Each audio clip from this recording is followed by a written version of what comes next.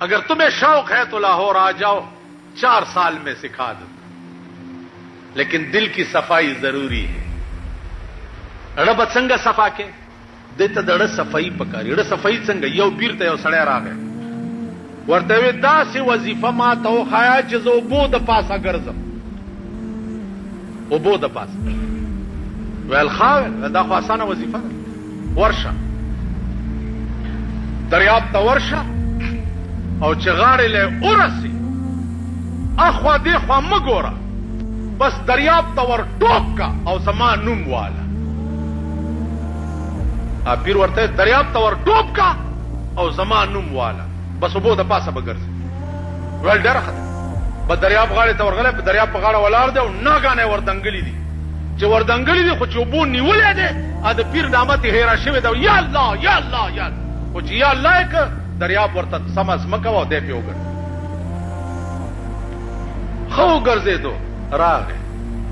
پیر ته وې څنګه چل پیر ورته څنګه چلو شو وې صاحب استا حکم خو مې ومنلو خو چې وبو ته مې ور ټوپ کو او بو راونی وم ستا نوم رانه ایر شو بغیر د الله نه مې بل نوم په خوله کې نه و پاره وې بچیا دغه وخت کې دې زوی یادو وې نه وې خزا وې نه وې لور وې نه وې زه وې نه کور بال بچ ویل والله کمی هیڅ یاد سوا د خدای نه چې په دې دریاب کې مې بل څوک نشي بچ کولای سوا د الله ویل کې دې بل څوک نه و سوا د خدای نه وینا وې په بو مغه څوک ګرځي چې د چاړه دار څنګه خالی وي او د خدای کوري تاسو پوه شئ په خبره دړه صفای غواړي لغون دې مهنت سره کتاو نه لید زما استادو ډېر لوی ولی او بزرگ د زمانه ترمزو اجي صاحب سره لس کاله غزاګانی په مومندو کې کړي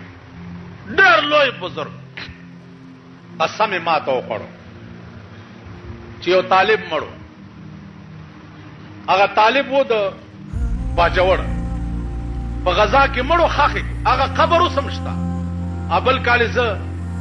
باجوړ ته تلم چرالم په ورال او سمشتا باجوړیان رااله ورپسې وې صاحب مونږ د خپل مړې وړو ترمزو حاجي سره رحمت الله علیه ورته مې وړي وې جی دا وړو اجازه تو کوي ګوره مې وړي وې نه جی ته اجازه تو کوي زه خپل کار کوي چې تللی دی قبر را پرانیسته ده چې تختیر علي کړی دي د خپو کوتو سره د ګلاب بوټي زرغونو او داغه بوټي تانګ داسې په دې سینه راغلو او تک سر د ګلاب ګلې د سپېګمو ته داسې ولاړ او استاد می قسم خورو چې ما ولیدو و ما په زندګۍ کې داسې بوین د څه شینې دی لیدل لکه د لحد نه دغه ګلاب بوین چې را وزر بس هغه تختې ور په صاحب تراغله و صاحب ال ته خدا سي چلو بچو ما چې درته پردای ما لای پردای خیر خبره دی